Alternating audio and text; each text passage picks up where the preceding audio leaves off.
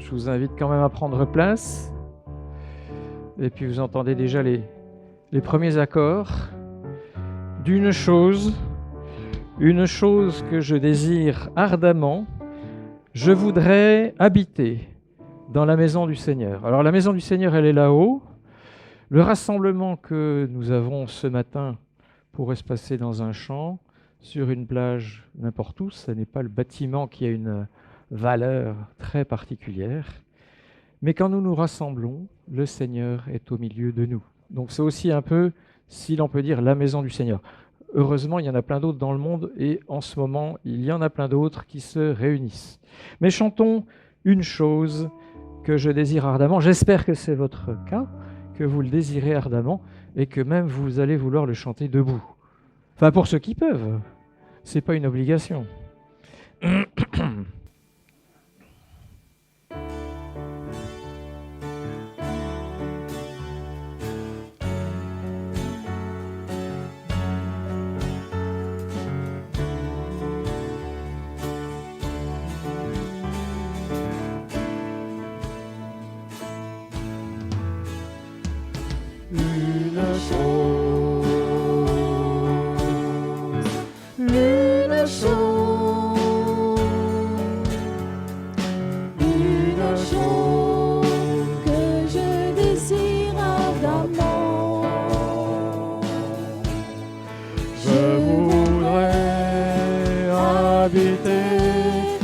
La maison du Seigneur tous les jours de ma vie,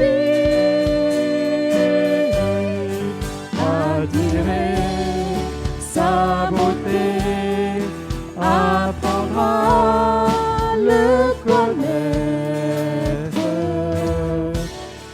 tel qu'il est.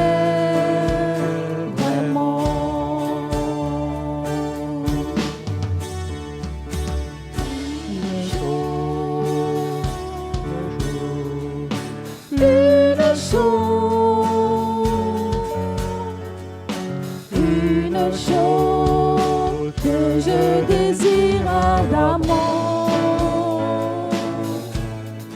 je voudrais habiter dans la maison du Seigneur tous les jours de ma vie, admirer sa beauté, apprendre à le connaître tel qu'il est vraiment.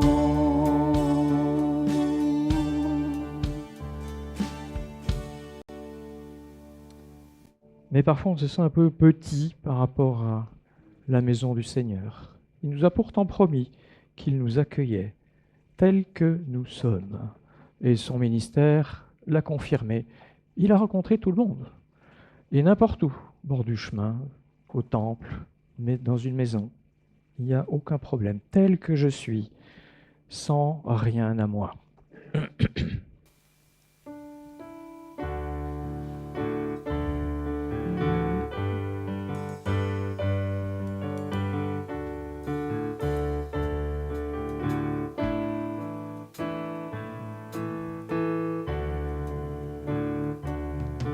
Tel que je suis, sans rien à moi, sinon ton sang versé pour moi, et ta voix qui m'appelle à toi, agneau de Dieu, je viens,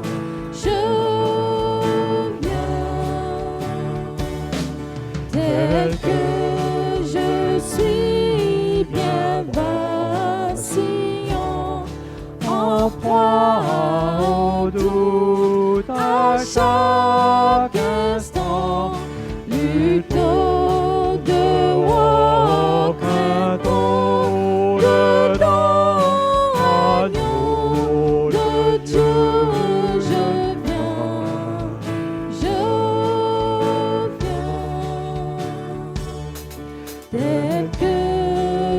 je suis, ton cœur est prêt à prendre le mien tel qu'il est, pour tout changer, sauveur parfait, agneau de Dieu, je viens,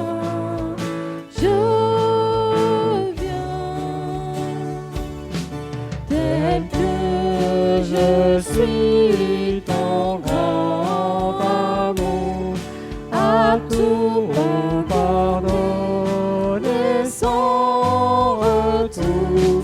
Je veux être à toi dès ce jour, agneau de Dieu, je viens, je viens.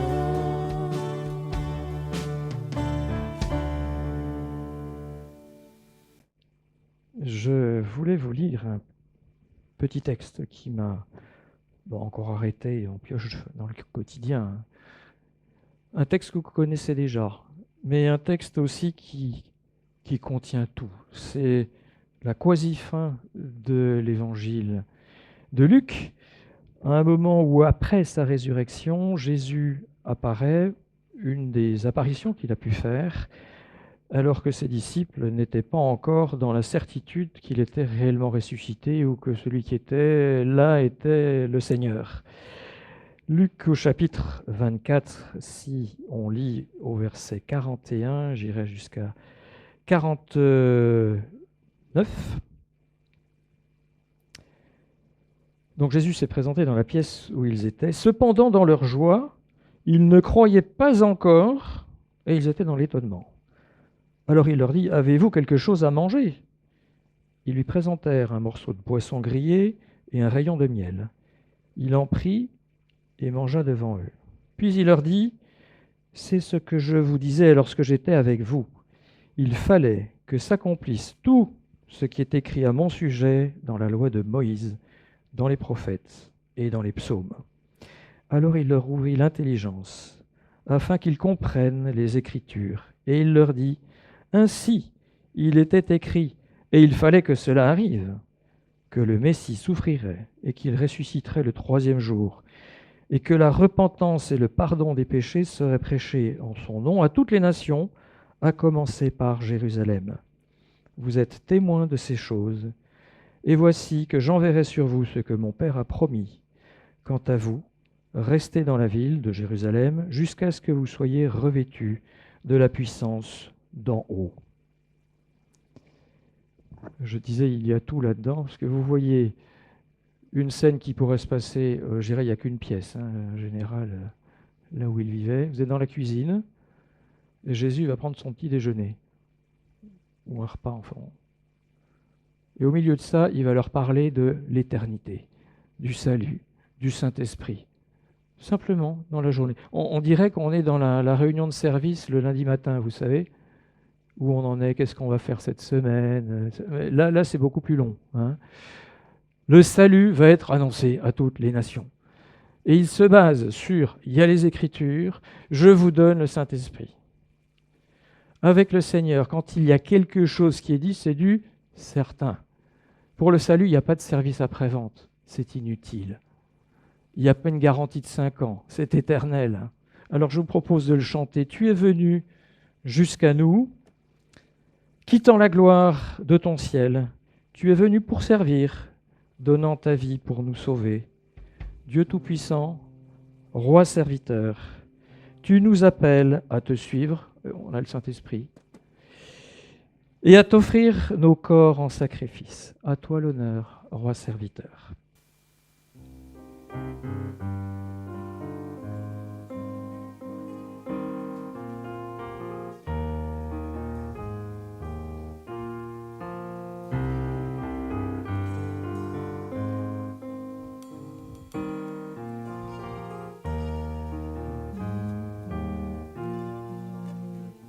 Tu es venu jusqu'à nous, quittant la gloire de ton ciel.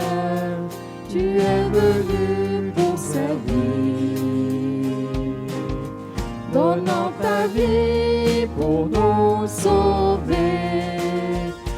Tout-Puissant, Roi serviteur, tu nous appelles tous à te suivre et à t'offrir au corps en sacrifice.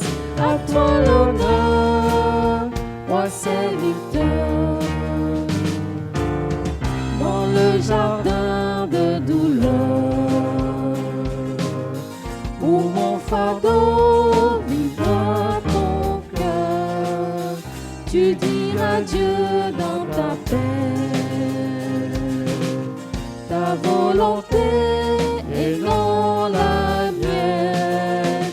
Dieu Tout-Puissant, Roi serviteur, tu nous appelles tous à te suivre et à t'offrir nos corps en sacrifice. À toi l'honneur, Roi serviteur. Voyez ses mains et ses pieds, pour nous témoins du sacrifice, les mains qui tenaient la paix se livrent au clou de la colère. Dieu Tout-Puissant, Roi serviteur, tu nous appelles tous à te suivre et à t'offrir nos corps en sacrifice. À toi l'honneur, Roi serviteur. Apprenons à servir en laissant Christ régner pour nous, car en aidant nos prochains, c'est Jésus-Christ que nous aimons. Dieu Tout-Puissant, Roi serviteur, tu nous appelles tous à te suivre et à t'offrir nos corps en sacrifice. À toi l'honneur, Roi serviteur.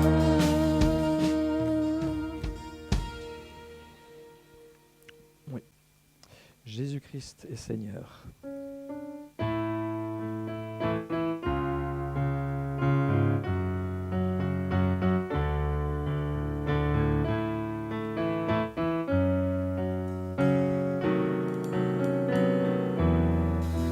De son trône de clarté, de son ciel de pureté, Jésus-Christ est descendu jusqu'à nous, pécheurs perdus. De toujours il était Dieu, Roi de la terre et des cieux, mais se dépouillant de tout, Jésus va mourir pour nous. Jésus-Christ est Seigneur. Il est sorti du tombeau, il est Seigneur. Tout genou fléchira, toute langue confessera que Jésus est Seigneur. Il était l'éternel roi, mais renonçant à ses droits, en se prenant serviteur, Jésus vint vers nos pécheurs. Bien que fils, Jésus a pris par les choses qu'il souffrit, jusqu'à la mort de la croix, l'obéissance et la foi. Jésus-Christ est Seigneur. Il est sorti du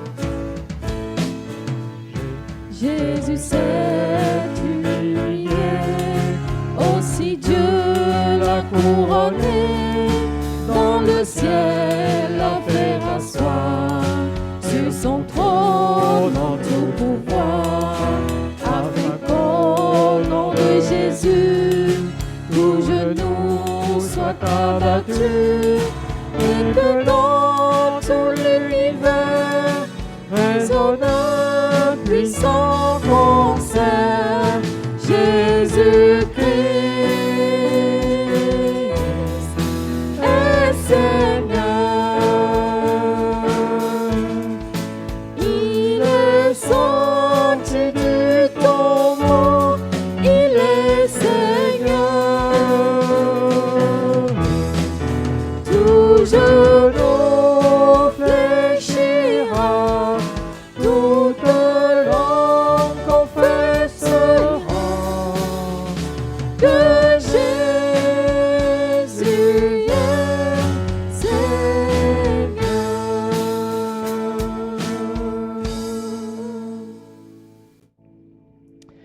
Et ce que nous chantons maintenant, par la foi, sera imposé à tous, même ceux qui ne croient pas, mais ils auront le Seigneur en face.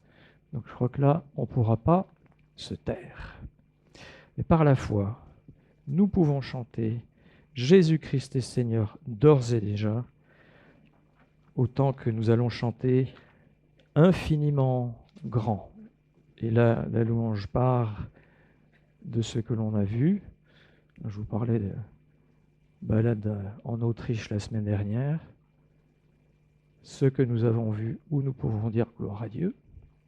Quand il pleut aussi, enfin même si là on dira encore plus gloire à Dieu ces jours-ci. Quand je sonde l'univers, les astres que tu as créés, et il y a des éclipses, les océans, les mers, tout me révèle ta majesté.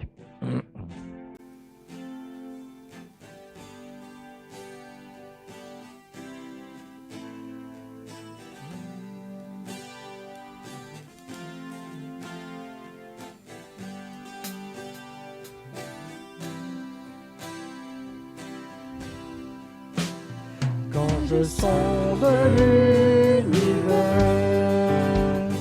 les astres que tu as créés, les océans, les mers, tout me révèle la majesté.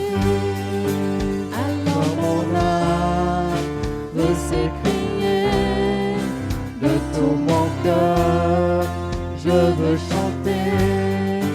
Alors mon âme veut s'écrier de tout mon cœur, je veux chanter. Oh Dieu, tu es infiniment grand, éternel puissant, roi majestueux. Oh Dieu, tu es infiniment grand, éternel puissant, roi majestueux.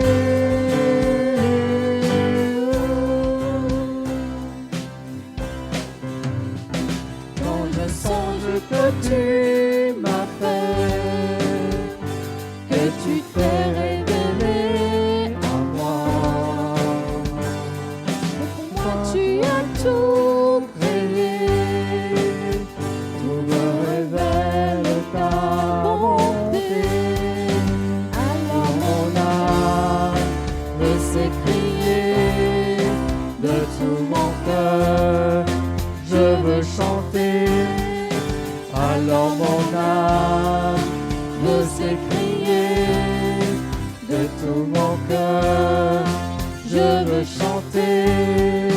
Oh Dieu, tu es infiniment grand, éternel puissant, roi majestueux.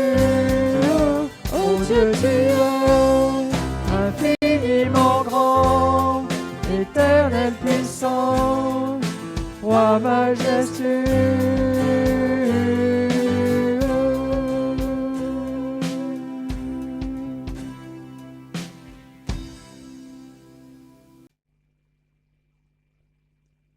On va commencer par la prière. Seigneur notre Dieu, je te prie que tu mets tes paroles dans ma bouche et que tu nous donnes à tous des oreilles pour écouter ce que tu veux nous dire ce matin. Merci parce que tu n'as pas changé et tu veux toujours nous parler. Amen. Voilà, la question était de quoi je vais parler ce matin. Alors, Eric avait bien visé ce matin quand je suis venu, il m'a dit, alors tu vas parler sur Gédéon. Voilà. Et c'est ce que je veux bien faire. Mais avant, j'ai dû penser à ce qu'on vit tous. On a parlé de la pluie en attend. Pendant cette période où ma fille est en vacances, j'arrose son jardin. Et hier, j'ai rencontré la voisine à côté. Elle me dit, vous arrosez encore? Moi, j'ai arrêté. Ça ne sert à rien. C'est vrai, on voyait ces haricots à rames jaunir, les tomates, tout. On me dit, ça ne sert à rien. Pourquoi continuer à arroser? J'ai dit, je me suis engagé envers ma fille, je continue. Et vous? Est-ce que vous continuez à arroser votre jardin alors que vous voyez les choux, ça ne pousse pas, les tomates ne poussent pas, même les tomates? Et vous dites, mais qu'est-ce que ça a à voir avec Gédéon? Alors, je vous laisse un peu écouter. Alors, donc, j'ai dit, on va parler de Gédéon. Donc, Gédéon, voilà. Et un homme de peu de foi devient un héros de la foi. Et n'oubliez pas ce que je vous ai dit avec le jardin. Voilà, alors pour situer un petit peu où ça se trouve, donc je vous ai déjà parlé de Shamgar, de Tola, de Jaïr, de Samson, et aujourd'hui de Gédéon. Vous avez remarqué, je ne prends pas chronologiquement, j'ai regroupé par thème. La dernière fois, j'ai parlé que Dieu appelle les différentes personnes. Si vous êtes riche ou pauvre, si vous êtes doué pour parler ou pas du tout. Comme Samson, on ne lit pas de grands discours. Dieu veut vous utiliser. Mais souvent, nous sommes comme des hommes de peu de foi. Alors, comment devenir un héros? C'est ça le sujet. Alors, on va lire ce passage dans Juge 6, verset 1 6. On va lire tout le passage en petits morceaux. On va continuer ce chapitre 6.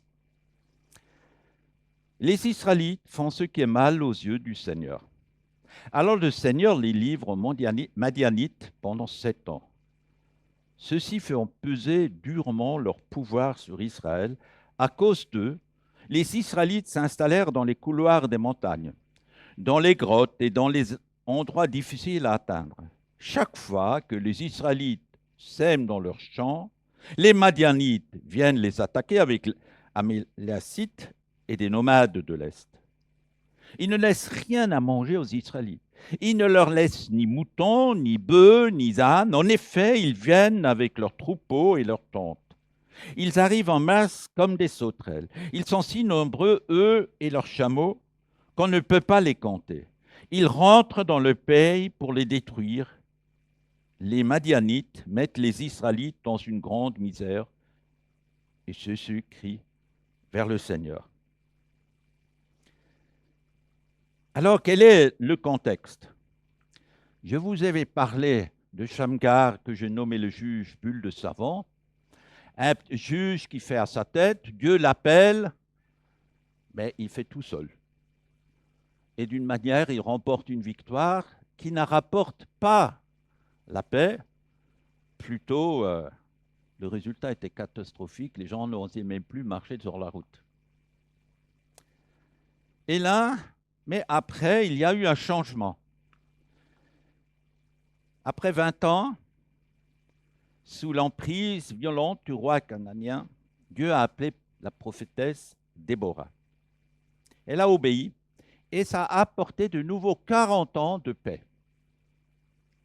Voilà, c'est dans le chapitre 5. Et puis, comme notre chapitre dit, mais depuis 7 ans, Israël, c'est sous l'oppression des Madianites. Alors les Madianites, qui sont les Madianites? C'est intéressant. Alors, en fait, c'est les descendants d'Abraham. Vous savez, Abraham avait une première femme, puis Sarah, puis une concubine, et puis il s'est remarié avec Ketura. Et là, il a eu 6 enfants. C'est souvent oublié, vous pouvez lire dans Genèse 25, 2. Et un de ses fils s'appelait Madian. Mais Abraham a envoyé tous ses fils, il dit, allez, pour vous, c'est pas pour vous le pays promis. Vous allez vers le sud ou vers l'Orient. Et c'est comme ça que les Madianites se sont installés là, comme vous pouvez voir sur la carte. Ce qui est intéressant, Moïse avait vécu 40 ans dans ce pays. Pourquoi?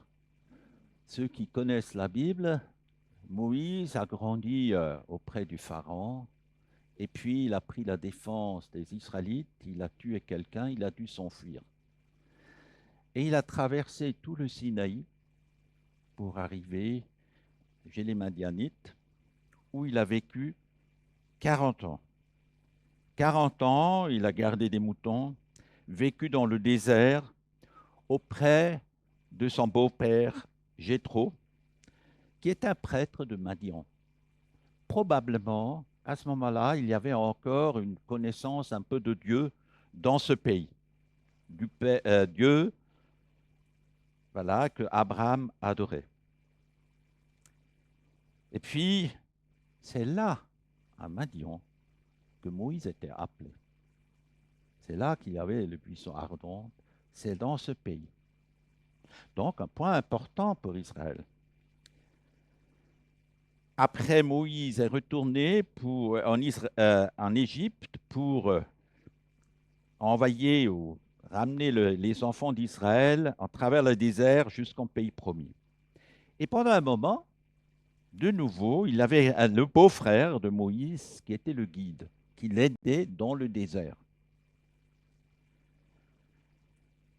Par contre, à partir de là, les relations avec les Madianites se sont dégradées.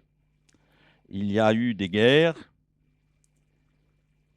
et voilà, les Madianites ont entraîné le peuple d'Israël dans la l'idolâtrie, dans le péché sexuel, à tel point que Dieu a dit, il faut que tu élimines les Madianites. Et puis donc la guerre. Les Israélites ont fini d'attaquer les Madianites, et puis après, c'est le retour, les Madianites qui ont tué, etc.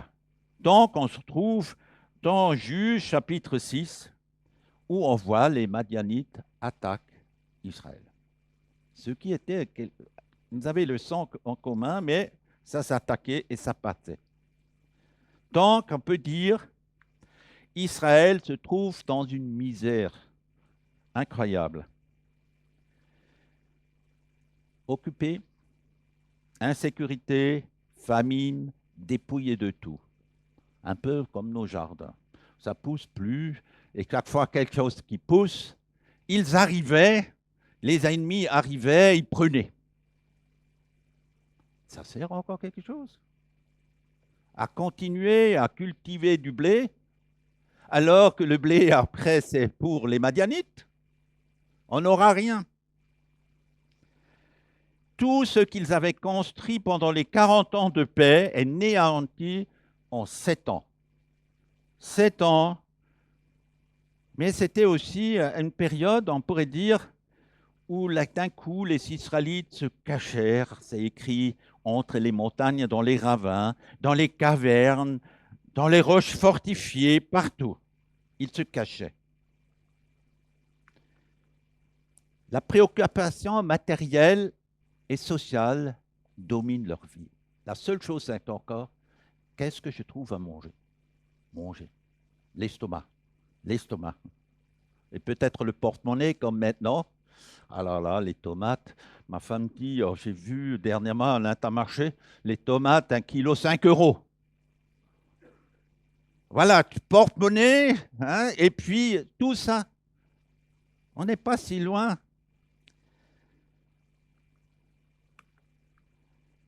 Et dans toutes ces préoccupations, Dieu est absent. Rien. On voit que la vie spirituelle s'est éteinte. Dieu est oublié. Et que c'est que dans ce que la crise est très grande, il crie. Et là, si on veut lire ce passage maintenant, lorsque les Israélites crièrent à l'Éternel au sujet de Madian, l'Éternel a envoyé un prophète, il leur dit, « Voici ce que dit l'Éternel, le Dieu d'Israël. Je vous ai fait sortir d'Égypte et quitter la maison d'esclavage. Je vous ai délivré de la domination des Égyptiens et tous ceux qui vous opprimaient. Je les ai chassés devant vous et je vous ai donné leur pays. Je vous ai dit, je suis l'Éternel, votre Dieu. Vous ne craignez pas les dieux des Amoriens, même si vous habitez dans leur pays. Mais vous ne m'avez pas écouté. Puis l'ange de l'Éternel vint, il s'assit sous le térapinthe d'Ophra, qui appartenait à Joas, membre de la famille d'Abiézer. Son fils Gédéon battait du blé au pressoir pour le mettre à l'abri des Madianites. Voilà, on voit le peuple d'Israël crie vers Dieu. Il se souvient de Dieu. Mais pourquoi crie-t-il? Comme je dis, pour remplir l'estomac.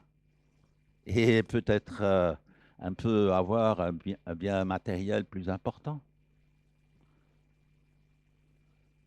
Pour accuser Dieu. Mais tu es où là? Pourquoi cette sécheresse? Pourquoi les ennemis qui viennent? Pourquoi? J'ai l'impression, quand on lit ce texte, Dieu est comme la roue de secours. Ils l'ont oublié pendant 7 ans. Et maintenant, on se souvient de Dieu. Il faut que tu interviennes. Si la situation est misérable, c'est à cause de toi.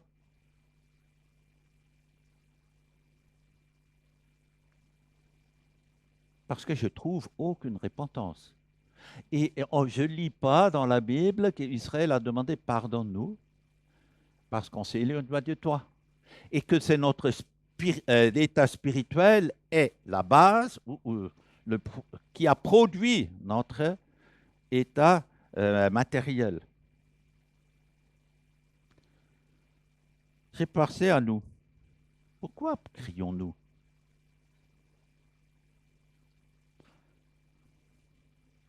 Parce que nos placards sont vides, parce qu'on se sent vide, on n'a plus rien, alors on crie, Seigneur, aide-nous dans notre situation, ou parce que nous subissons des injustices, des épreuves, qu'on pense que quelque part Dieu est derrière. Mais comment crier à Dieu? J'aimerais que vous rappeliez la prière de notre Père. Notre Père céleste, que la sainteté de ton nom soit respectée, que ton règne vienne et que ta volonté soit faite sur la terre comme au ciel. Donne-nous aujourd'hui notre pain quotidien. Pardonne-nous nos offenses, comme nous aussi nous pardonnons à ceux qui nous sont offensés. Ne nous expose pas à la tentation, mais délivre-nous du mal, car c'est à toi qu'appartiennent de tous les siècles le règne, la puissance et la gloire. Amen. Voilà la prière que Jésus a donnée. Et c'est très intéressant, la différence entre ce cri d'Israël et parfois nos cris à Dieu. Ça commence par la prière exprime toute la confiance. Que ta volonté soit faite. Et puis ça contient Donne-nous aujourd'hui notre pain quotidien. Ne nous expose pas à la tentation. C'est-à-dire, ça exprime toute notre dépendance. Nous dépendons du Seigneur. Et parfois, des périodes comme nous vivons aujourd'hui nous montrent finalement nous dépendons du Seigneur. On oublie vite quand on peut tout acheter, tout faire et tout fonctionne. On oublie si vite que nous dépendons dans des choses quotidiennes de Dieu. Mais voilà ce que Israël avait oublié, la repentance et le pardon. Pardonne-nous nos offenses, comme nous pardonnons aussi à ceux qui nous ont offensés. Et cette prière se termine tout en soulignant que Dieu est le Seigneur. Toute une expression. Quand je prie Israël, quand je regarde dans les juges, mais c'est absent. Alors, comment réagit Dieu lorsque nos prières sont si faux, lorsque nos prières sont si égoïstes? Regardons comment Dieu a fait. Alors, quelle était la réponse de Dieu? C'est une réponse étonnante.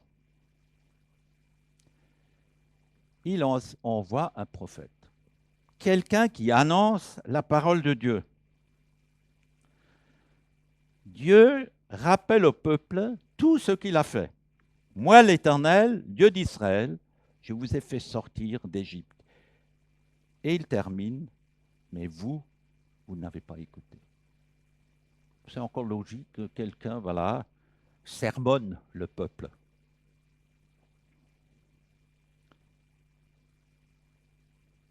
Mais la deuxième réponse de Dieu est encore plus surprenante. Alors qu'ils ont mal prêché, mal prié, Dieu envoie un ange. L'ange de l'Éternel lui apparut, lui dit, c'est-à-dire à Gédéon, « L'Éternel est avec toi, veillant héros. » Gédéon lui dit, « Ah mon Seigneur, si l'Éternel est avec nous, pourquoi tout cela nous est-il arrivé? Où sont tous ces actes merveilleux que ceux que nos pères nous racontent quand ils disent, « L'Éternel ne nous a-t-il pas fait sortir d'Égypte? Maintenant, l'Éternel nous abandonne et nous livre entre les mains de Madian. » L'Éternel se tourne vers lui et dit, « Va avec la force que tu as et délivre Israël de l'oppression de Madian. » Mais ce n'est pas moi qui t'envoie. Gédéon lui dit, « Ah, mon Seigneur, avec quoi délivre Israël? Mon clan est le plus faible de Manassé et je suis le plus petit dans la famille de mon père. » L'Éternel répondit, « Mais je serai avec toi et tu battras les Madianites comme s'ils agissaient d'un seul homme. » Quand vous regardez le passage, vous voyez, j'ai mis en jaune 7 fois le mot éternel et 2 fois le mot Seigneur. Seigneur, ça veut dire un peu Dieu, mon Dieu. Gédéon s'adresse à Dieu, mon Dieu. Et lorsque l'Éternel parle, il souligne toujours l'Éternel. Et lorsque même Gédéon parle, il dit l'Éternel. L'Éternel, c'est comme s'il y a une différence entre ce Dieu et éternel. Mais qui est l'Éternel? Qui est l'Éternel? C'est très intéressant ce mot qu'il y avait en hébreu. C'est utilisé, Dieu utilise ce nom lorsqu'il crée l'homme.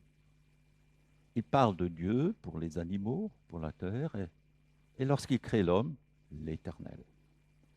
C'est ce nom qui va à la rencontre d'Adam et d'Ève lorsqu'ils sont péchés. C'est avec ce nom que Dieu se présente à Abraham lorsqu'il l'appelle. C'est par ce nom que Dieu appelle Moïse lorsqu'il lui apparaît.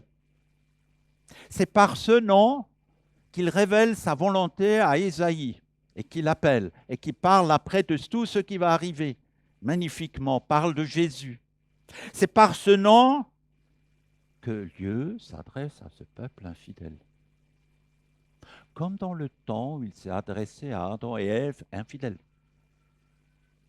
C'est par ce nom qu'il s'adresse à Gédéon, comme il avait, c'est-à-dire un appel.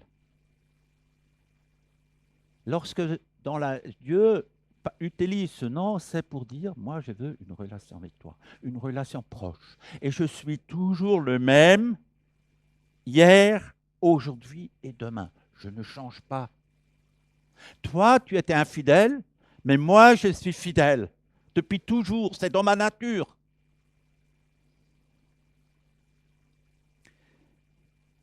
David, il chante une fois, « Qui suis-je pour que l'Éternel se souvienne de moi et que l'Éternel prend soin de moi ?» C'est comme ça quand Dieu se présente en éternel. Il prend soin de nous. Le peuple d'Israël se détourne et lui prend soin du peuple. Et il appelle quelqu'un pour sortir le peuple de cette misère. Donc, il envoie un ange. C'est Dieu qui prend l'initiative et il décide de sauver Israël de la main de Madianite par Gédéon. Malgré que Israël avait rompu l'alliance, il vient en aide.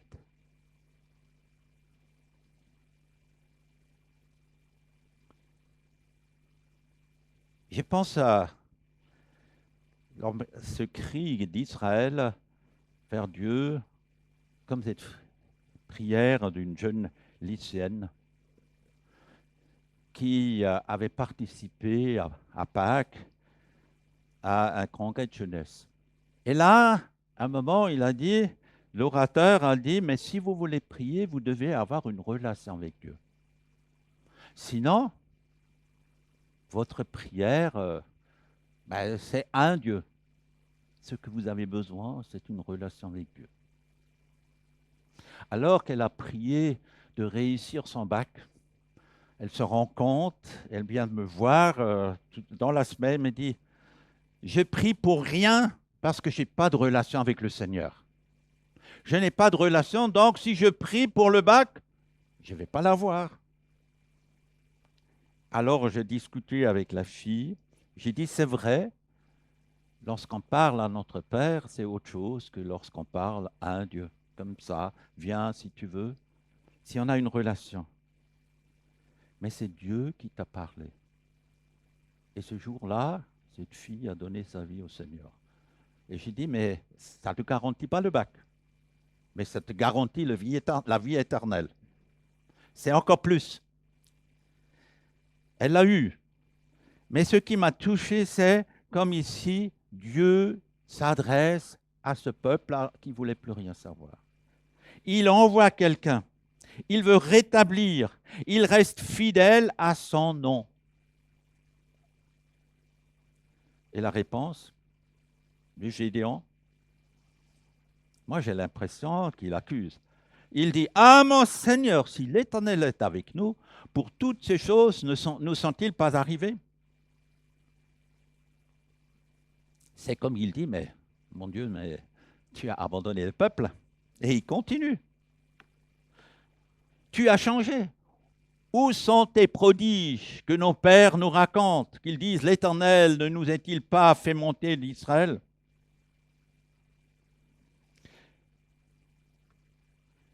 Il fait des reproches, avoir livré le peuple entre les mains de Madian. Voilà un homme de peu de foi. Et on peut dire, pas très loin un petit peu de Dieu, d'une relation vivante. Et à tel homme, Dieu dit, tu es un vaillant héros. Vous n'avez pas l'impression que là, on peut tous être des héros. de la foi. Si Gédéon avait une relation si misérable, il accusait presque, et Dieu dit, tu es un vieil héros. Un héros de la foi.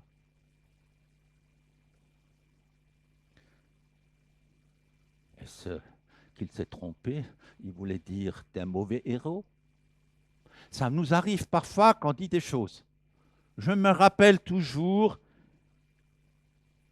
la première présentation dans l'église, c'est-à-dire une famille qui avait décidé que nous bénisse ses enfants, son nouveau enfant né. C'était ma première fois, je suis d'origine suisse-allemand, et c'était alors, mon français était encore plus misérable. Alors, j'ai commencé à faire, et puis les parents n'ont pas choisi des parrains. Alors, j'ai commencé, j'ai dit, mais en fait, la famille voudrait que tous les hommes sont des parrains et toutes les femmes sont des marins. Oui, oui, oui, oui, oui. Je ne comprenais pas. Les gens commençaient à réagir. J'ai dit, non, non, moi, je veux que tous les parrains, que les hommes sont des parrains et des femmes des marins. Et ça commence à rire. Mais oui, c'est pas du tout juste le mot juste que j'aurais dû utiliser. Des marraines, mais c'est pas la même chose. Est-ce que Dieu avait fait la même chose? Qu'il s'est trompé en disant veillons alors qu'il voulait dire veille, vieille ou je ne sais pas quoi? Non. Il lui dit, la chose qui change, l'Éternel est avec toi. Même dans les doutes. Et c'est vrai, Jésus en doute. Et il veut des garanties. Quand vous lisez sur l'histoire de Gédéon, tout juste au début, mais moi, je veux des signes. Plus tard, il demande encore des signes. Il demande des signes parce qu'il avait peu de foi.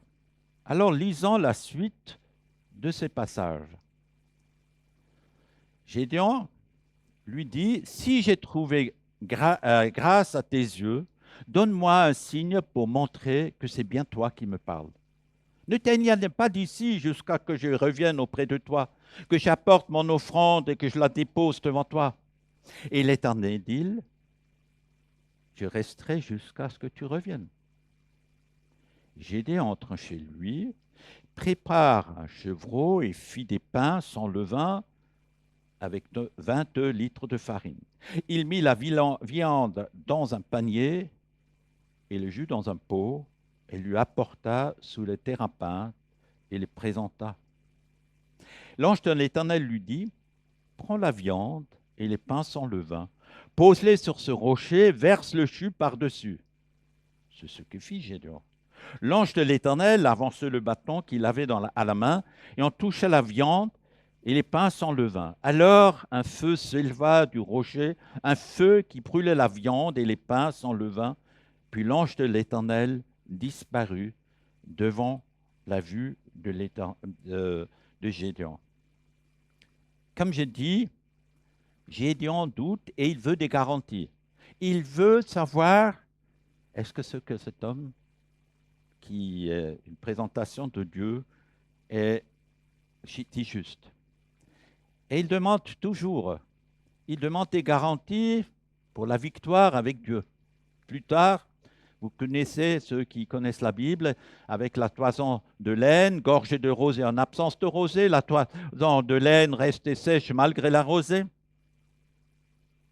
Mais chaque fois, Dieu le rassure par sa parole. Reste en paix, n'aie pas peur, et lui apporte les garanties. Gédéon est devenu un héros parce que Dieu est avec lui. Et entre parenthèses, savez-vous, lorsqu'on est chrétien, Dieu habite en nous. C'est encore autre chose que être avec nous. Il habite en nous. Mais alors regardons, mais comment Gédéon est devenu un héros de la foi? Tout commence, Gédéon battait du blé au pressoir pour le mettre à l'abri des Madianites. Gédéon est un homme qui ne reste pas des mains croisées. Intéressant. Tout le reste du peuple se cache. Les autres dans le village acceptent l'oppression, l'occupation, l'humiliation, mais pas Gédéon. Non, c'est pas. Je continue. Je continue à servir. C'est pourquoi je parle du jardin tout à l'heure. Parfois, on est devant des situations, on dit, mais est-ce que ça vaut la peine de continuer? Comme Gédéon qui aurait pu dire, mais est-ce que ça vaut la peine de continuer? Et il a continué. Et il avait même, pour offrir quelque chose à Dieu, il avait trouvé encore un chevreau. Il avait trouvé la farine chez lui. Il n'a pas arrêté. Et la deuxième chose qui le marque, voilà, c'est Gédéon est à l'œuvre. Il agit lorsque l'Éternel lui dit, l'Éternel est avec toi. Quand vous regardez, dans la Bible, j'ai les apôtres ou les disciples. Pierre, il agissait lorsque Dieu est venu. Paul, il agissait pour la gloire de Dieu comme il pensait, mais c'est là que Dieu l'appelait. Parce qu'il a vu que des hommes qui bougent, qui sont prêts à agir pour Dieu. Oui, Dieu cherche des partenaires prêts à passer à l'action malgré les obstacles.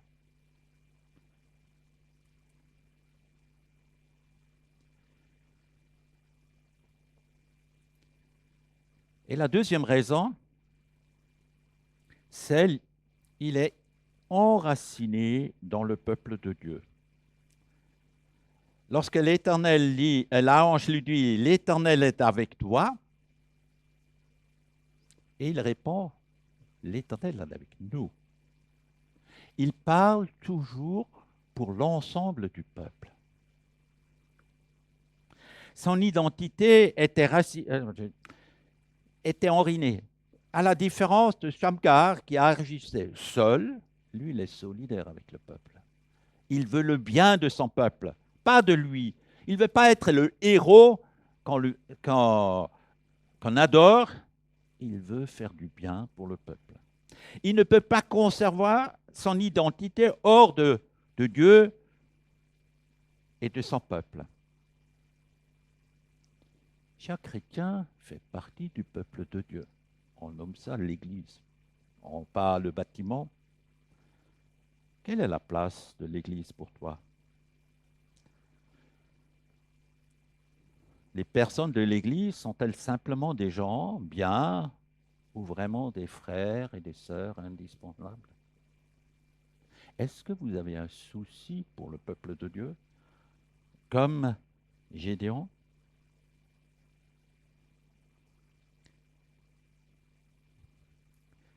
Ce qui est aussi intéressant, il a une vision d'un Dieu tout-puissant. Il rappelle, sa passion est que ce que le peuple avait vécu dans le passé intervient de nouveau. C'est ça qu'il dit. C'est des accusations, mais autre-temps, il se rappelle, mais Dieu peut faire des miracles. Est-ce que nous attendons que Dieu peut faire des miracles? Que Dieu peut changer les personnes pour lesquelles nous prions depuis longtemps? Sa passion, c'est vraiment que Dieu étend sa main et intervient dans son peuple. Et il obéit. Et il obéit la parole. On le voit toujours lorsque l'ange lui demande une chose étrange, de mettre la viande là et sur le rocher et le pain sans levain. et déposer sur le rocher, puis verse le jus dessus. Alors comment ça va s'affiler? Normalement, il aurait dû dire, mets d'abord du bois, du papier, du bois, et puis voilà, tu allumes.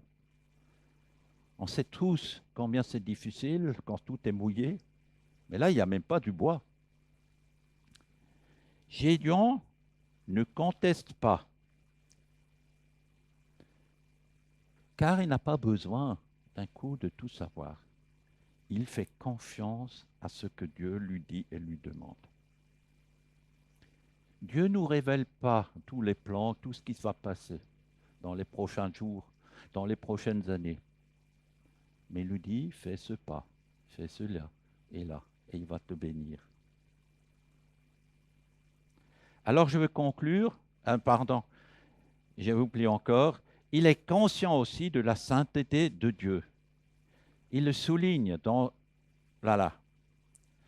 Il est conscient de son impuissance. Il ne parle pas qu'il est incomplet. Il est conscient de son état de pécheur et il s'attend tout du Seigneur. Et parfois, c'est bien de se souvenir ce que l'Éternel a fait dans le passé. Moi, je le fais souvent. Quand il y a des difficultés, je me dis, en fait, qu'est-ce que Dieu a fait dans le passé, quand tu étais dans cette situation? Pourquoi tu doutes aujourd'hui?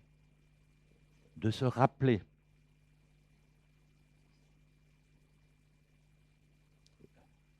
J'ai deux filles, une deuxième fille là, qui est mariée avec un pasteur, me dit, tu sais papa, ça nous a tellement toujours encouragés lorsque tu racontais ce que le Seigneur a fait dans ta vie.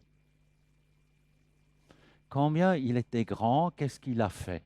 Ça m'a encouragé de rester accroché à Seigneur. Oui, c'est bien de se souvenir des moments où Dieu a agi dans ta vie, de ta conversion. Des moments de grâce, des révélations, des moments où sa voix était si claire, des moments de victoire, des moments de miracle. Alors, construit, comme je dis, comme Gédéon a voulu faire un autel de reconnaissance.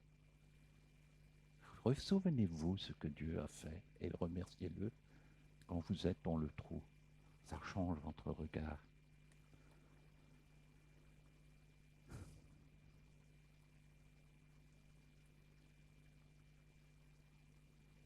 Gédéon était une personne ordinaire. Il connaissait des doutes. Il avait des questions. Il avait des hésitations. Il n'était pas un géant. Il était comme toi et moi. Mais Dieu voit en lui un héros et en toi aussi, si tu es prêt à agir pour Dieu.